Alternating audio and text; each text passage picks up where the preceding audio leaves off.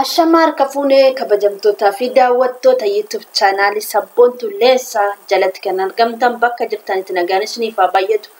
Akkam jirtu nagaa keessanii? An nagaa kooti. Inni nagaa keenya ta'eef galata ulfina guddaa haa fudhatu baga nagaatti naaf taatanii isiniin jechuu barbaada. Akkanuma gara maatii kiyyatti aaraa warri taatanii dhuftanii akkasuma subscribe gochuudhaan daawul milikitii sana tuquudhaan gara maatii kiyyatti akka makamtan jaalalaan isin gaafadha. Sagaleen kun nagaama jedheen ayyaada. Mudannoo gara nama nyaatu tokko baay'ee tokko nama gaddisiisu nama tokko waan mudatee Finfinnee keessatti isiniif irra jedheen dhufachuudha. Mudannoon kun markaatoo keessatti mudate isa kana isiniif firuu dhufechuudha. Kanaaf adaraa keessan viidiyoo kana hanga dhumaatti akka daawwattan abdiin isinirraa qaba. Kanaaf viidiyoo kana hanga dhumaatti daawwadhaa waan baay'ee irraa barattuu isin fayyadachuudha. Markaatoo keessatti maaltu akka deemaa jiru yookiin immoo atoobisteeraa keessatti maaltu akka deemaa jiru viidiyoo kanarraa hin hubattu jechuudha. Of eeggannoo cimaa akka gootan isinis jaalalaan isin gaafadha jechuudha. Egaa gara waan hin qabadde dhufeettiin isinii darbaa akkasuma like, share, comment gochuu hin dagatiina adaraa keessan isiniin jira. Akkana jedha mudannoo mucaa kana mudate akkana jedha jechuudha.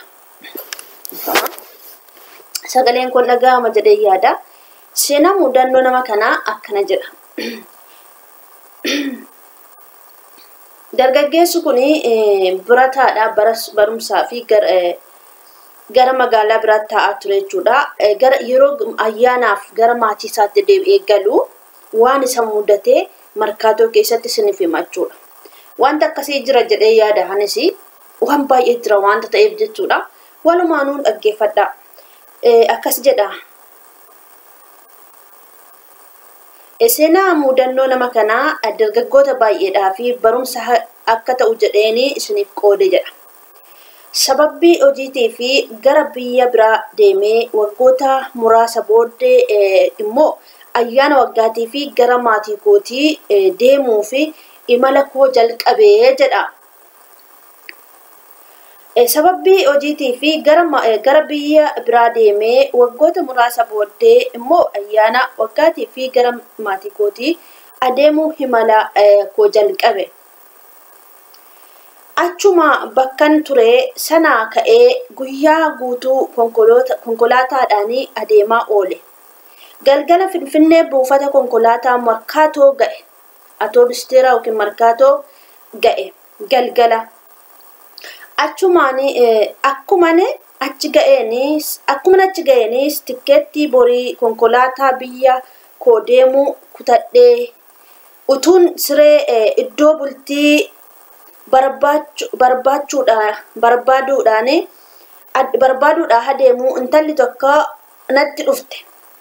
Sagalee guddaatiin maaloo biroo koo anis akkuma kee kanan biyya dhufeen hattuun asitti bilbila kootii fi waan qabu hundumaa narraa fudhatte mee na gargaari jettee sagalee guddaadhaan natti hiyyite.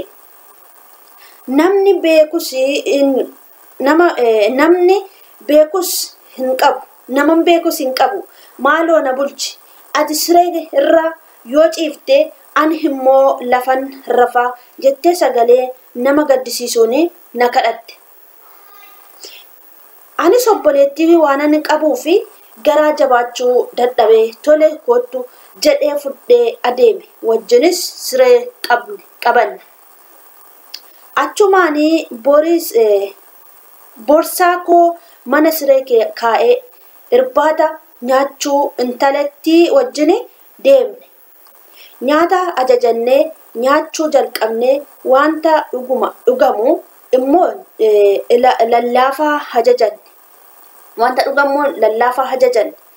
Achumaan intalittiin lakki ani biiraan dhugaa jettee lallaafaa didde. Lakki ani biiraan dhugattee lallaafaa didde. Achumaan anis daddafee hergaa kanfalee gara siree iddoo bultii keenyaa adeemne. Achi geenyee intalittiin waan machooftee fi na dogoggorsiisuu dandeessi laata jedhee waanan yaadee fi koondomii bitachuudhaa fi dhiifama koondomii bitachuudhaa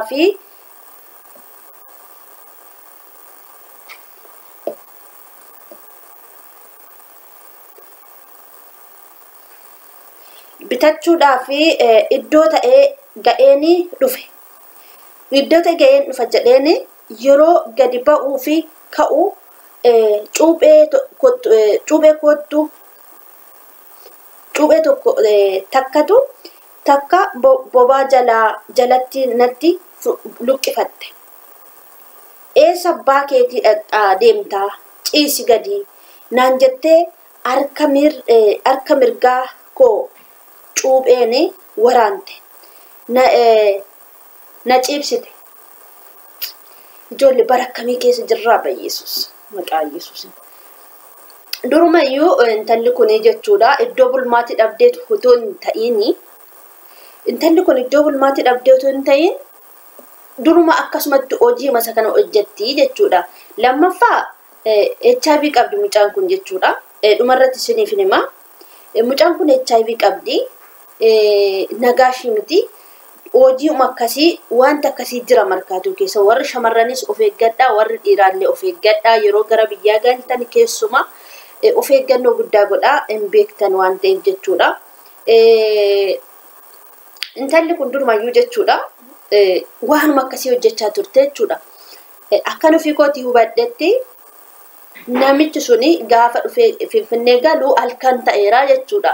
Halkanii gara biyya isaatii galuu ganama sana hin danda'u. Kanaaf ammaraacin inni qabu algaa qabatee bulee ganama deemuudha. Garuu immoo jidduu kana keessatti seexanni qopheesse ilaala seexana isheen jechuudha. Gaafa wanti tokko nama mudatu fagoodhaan dhufu obboloota ko. Qormaan fagoodhaan dhufu. Namicha kana dhumarra maal akka ta'e dhugaa baay'ee tokko nama gaddisiisa jechuudha. Maaltu ta'ee na bulchi u'uu jettee sagalee nama gaddisiisuu natti dubbatte jechuumaanin obbolaa waan hin qabuuf garaatti jabaachuun dadhabee jedhe.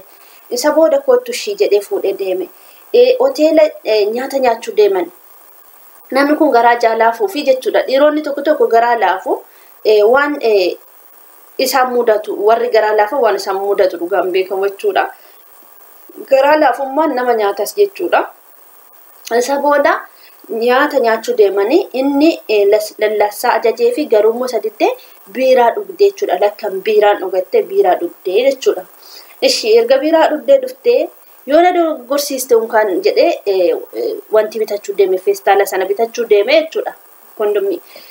Isa booda erga bitachuu deemuudha barreerra ga'ee cuuphee of keessaa luqqisteetu eessa haadha kee dhaqxa kottuutti deebi'i ciisi kottuutti jetteeni jechuudha.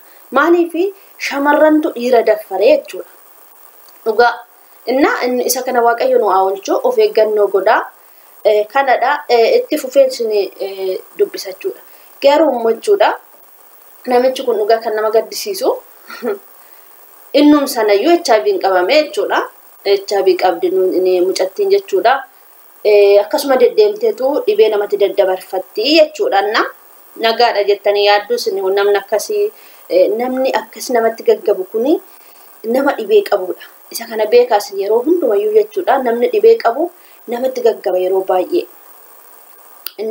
Of eeggannoo godhaas nama kamiyyuu nama neena Finfinnee keessatti jechuudha. Barri baddeetti namni waan akkasii hojjetu guute jechuudha. Eshi cuuphee tokko bobaa jalaatti natti fudhatte natti luqqifattee eessa abbaa keetii deemte jettee ciisi gadi naan jettee harka mirgaa koo cuupheedhaan waraante jedha. Na waraante na ciibsite jedhe. Achumaanii uffata ishee hundumaa of irraa baaftee anaanis baafadhuu naan jette. Na wajjin walii qunnamtii saalaa jalqabde. Ani utuu inni socho'iin ishiin akka barbaaddetti na wajjin fedhii ishii raawwachaa bulte Yesus. Dhugaa nama dhukkubsa baqaa Yesus. akka barbaadetti fedhii ishii raawwachaa bulte. Akka barbaadetti na wajjin fedhii ishii raawwachaa bulte. Ganama kaatee qarshii koo hundumaa narraa fudhattee badde. Narraa fudhattee badde. Jedha abbaan seenaa kanaa. Kanaafi dargaggoonni kun mudannoo kanaa irraa akka of eeggatanii yookiin immoo akka of eeggannoo cimaa gootanii fi dargaggoota kanaaf qooduu kooti jedha. Baay'ee tokko na gaddisiise dhugaa. Akka barbaadetti irratti sirbaa bulte jechuudha Yesuus. Kun nama qaaneffachiisa dhugaa dhiifama naa godha. Ani dubbiin isaatu nan qaaneffadhe jechuudha. Shamarran akkasii baay'ee isaanii guutanii jechuudha. Kani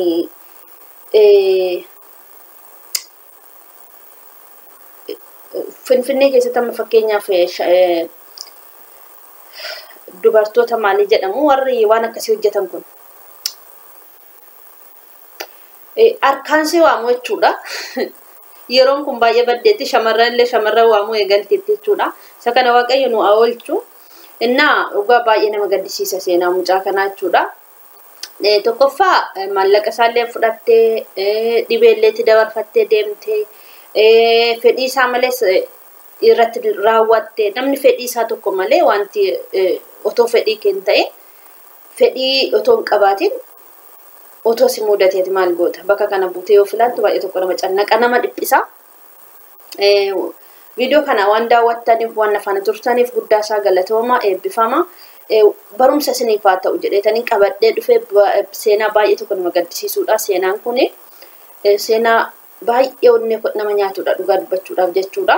Innaa jabaadha baay'ee nama gaddisiisa. Kanaafi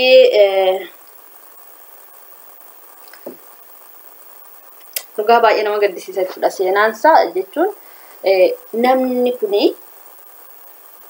gara maatii kootiin ayyaana galee faana dabarsa gammadeen faana dabarsa jedhee ba'een akkas ta'u kuninnaa mudatu Yesuus nama maraacha jechuudha. Waaqayyo sinaa eeguu yeroo hunduma bakka deemtan bakka teessan bakka jettan hundumaatti eegumsi Waaqayyo sin faana ta'u waan viidiyoo ko daawwattaniif guddaa galatooma waan faana turtaniif guddaa galatooma eebbifamaa jabaadhaa shaaloom isiniin jechuun barbaada eebbifamaa jabaadhaa yeroo hundumayyuu wala jabeessinu jabaadha isiniin jechuu barbaada. Viidiyoo biraatiin hangan deebi'ee dhufutti nagaatti naa tura. Viidiyoo kanas immoo like share gochuu comment gochuu hin dagatinaa hadaraa keessan isiniin jechuun barbaada. Viidiyoo biraatiin hanga deebinee walitti dhufnutti guddaa galatooma shaaloom jabaadhaa.